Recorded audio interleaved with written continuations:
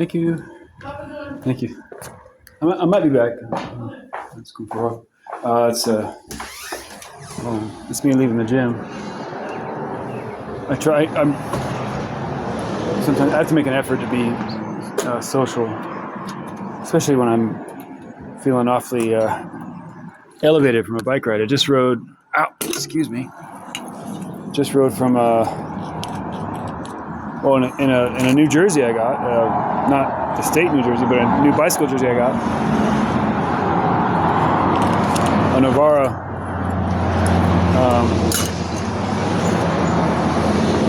Hold on a second. This is clumsy. This is clumsy. I'm being clumsy right now. I thought I was just gonna go for a walk. God, I love the bike so much. I love the bike so much I can't just leave it behind.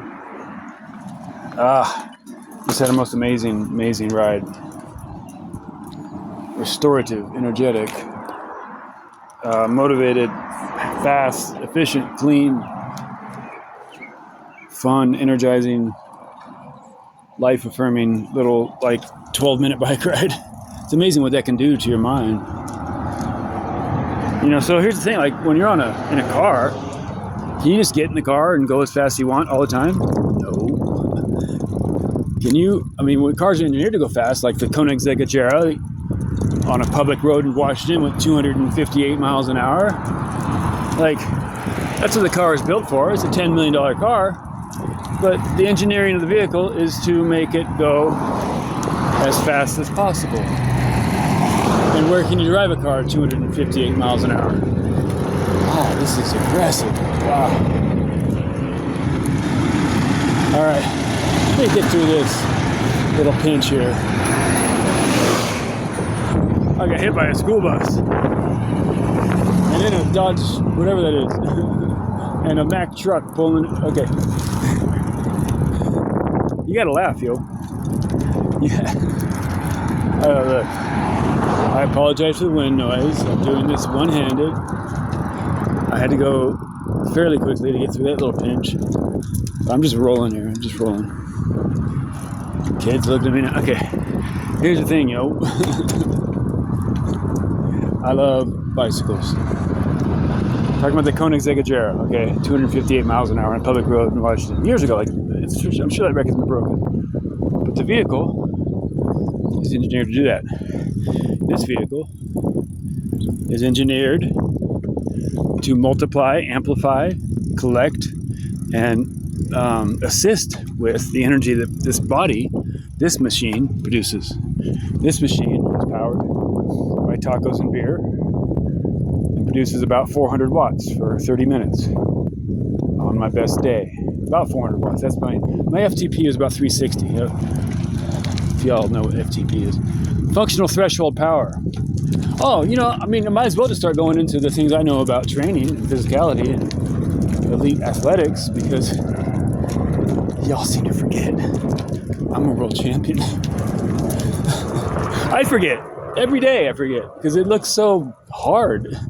Why would you do that? Why would you want to do that? Why would you want to train 30 hours a week on a bike just so you can ride a little faster? That doesn't make any sense. It doesn't make any sense. I peaked out about 15 to 20 hours a week. That's about all I could handle mentally. 6-hour ride on the weekend, on Saturday with a group, 5 to 6. And an hour and a half to 2 hours, maybe 2.5 every day during the week. These are patterns I was in for a long time in San Diego while working at bike shops. So, well, here's the bike path. I'm on a bike now, so might as well film it properly. Like that. All right, so the wind noise isn't too bad. I got a 35-pound backpack on, so actually I have 222 pounds out the door loaded with the backpack right now. So that's a lot of food. Picked up some food at the food bank today. I'm gonna try the goat milk, a quart of goat milk. I've never tried that. Yeah, it's a little quicker on the bike. I really hope the wind noise isn't bad. I'm gonna kind of watch this carefully. I got my hand over where I think the wind noise comes in, so that it's not too much. And I'm going about maybe 12 miles an hour, trying to go as slow as possible. Greg LeMond used to say, if you're riding under 30k per hour, which is 18.6 miles an hour, you're doing no good. You're just killing time. So, beats walking. I love this bike. It's very smooth. It's a little difficult riding no-handed when you got a 30-pound pack on. It's not, especially on these 23-foot tires and all these bumps in the road. I mean, I love this bike path, but it could be resurfaced. But I don't think anyone's riding. So I went to the college today on the bike. That was fun. That was fun. I rode up all the way to the top of the college road to where it butts up against the Forest Service and a gate there. And being on this road bike, I didn't bother going any further. Turned around, came down the college road, which is nice little flowing downhill into a left-hand curve.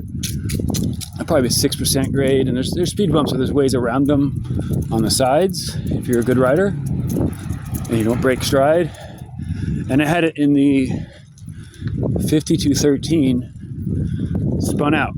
For me, spun out right now, well, with this BioPace chain rings, it's about 100, maybe 110 RPM. So for my calculations, 100 RPM in a 52x13, a 4-to-1 gear, according to my old calculations, is approximately 32 miles an hour. So 110 RPM would be 35 plus. Just cranking like old times. These cleats actually work good for that. They're a good platform. They connect to the pedals well, and they don't have to be clipped in. I will be eventually clipped in again. It does seem that the universe, aka Jehovah, Yahweh, is rebuilding me as an elite cyclist from the ground up as cheaply as possible, but one step at a time in very definite steps, including that friend that came through town during the Grinduro in September and left me those power tap pedals. They're not much use to me now without the shoes, but I just need some bike shoes, size 45. Anybody got any? Ship me a pair? Anyone? Ferdinand? Anybody watching my stuff? You got an old pair of shoes you're not using, don't have to be fancy, just even lace it. I don't even care what they are. As long as I can put SPD cleats on them, 3-hole cleats, Shimano cleats, we're in business, all right? So, I'm trying to practice to not be so thrown off by the cars and the noise, because this is rush hour. This is one of the things that really is probably why it hits me so hard, is Quincy was never like this. Never like this. There was no stoplight in town when I moved here in 93. I think they put it in like 2004. This is different. Quincy has changed immensely. Certain parts haven't changed. No one's going to touch my bike if I leave it there. I can leave it there all day if I want to. I left these two are here, but they got locks. Yeah, it's aggravating. It's a lot. It's just too much. I got to find a quiet place. And then if I sit down at Safeway, I get stared at. Employees come out and on their break, they want to sit down. I'm in the way apparently. Where can I go? To have a little quiet moment alone. I'll go to Safeway anyway. That's the only place really. So yeah, all that to say, well, it would have taken longer than this to walk here, so I'm ahead of the game. Maybe I should just get the bike anyways.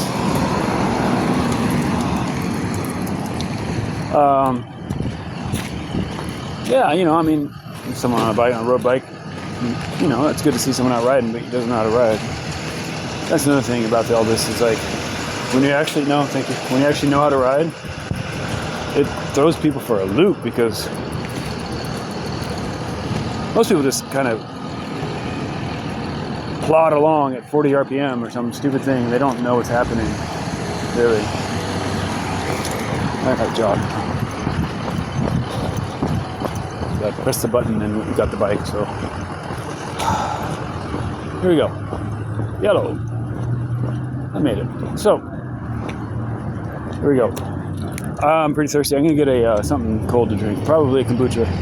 Maybe just an Arizona tea. I do want to economize. So Arizona teas right now are like 80 cents on sale. That's cool.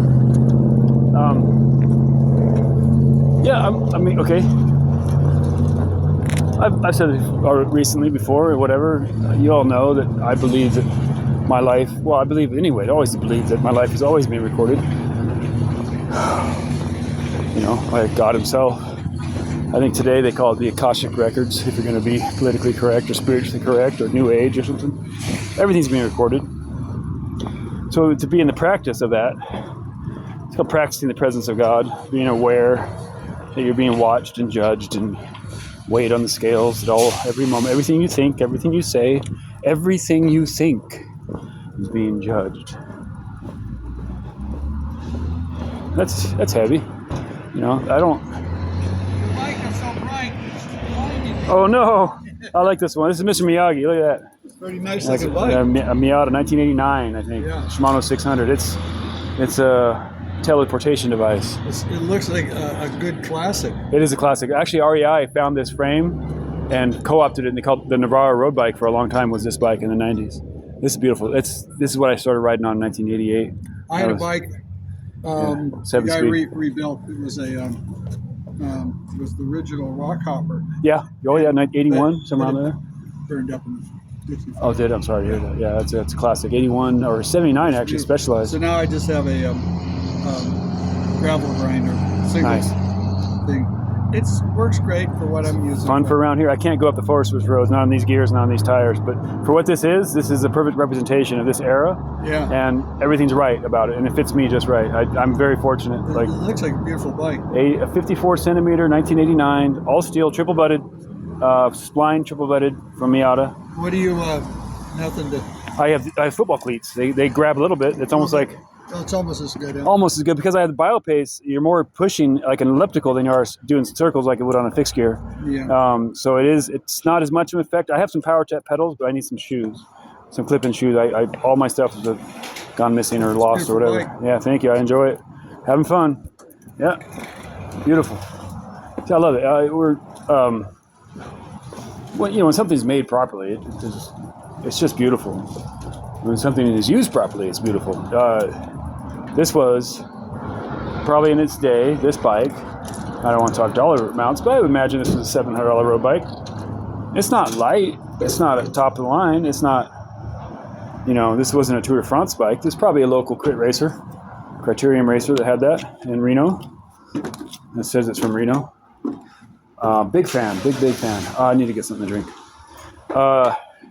That's good enough for the afternoon. I just want to kind of capture that little moment. I had a really beautiful ride. It does seem like God is just bringing the legs back, bringing the strength back, and bringing the mindset back, and the gear that matches makes all that possible for me to be an elite, like age group cyclist, like state time trial champion level. And that's not fanciful. That's just science. I have the provenance and the history to prove that I can do that. In fact, Willow Glen Road. If you're on Strava, look up Willow Glen Road. It's the beginning of the Great Western Loop in San Diego. Very, very common loop. One of the most common for Ironman triathletes, for high-level road racers, for weekend warriors. You all start out on Willow Glen. It's a 5-mile stretch from Hamashaw Road to Dehesa Road. And it's uphill slightly, about a 50-meter climb in 5 miles. So it's a roller or a power cyclist wet dream, really. I still hold the record that I set, and guess who I took it from? David Santos, state time trial champion. I got him by 1 second. 11 minutes flat for 5 miles, 27 miles an hour, slightly uphill, on a fixed gear, Specialized Langster, a $300 bike that I built on a 52. Hold on, what gear was I on that day?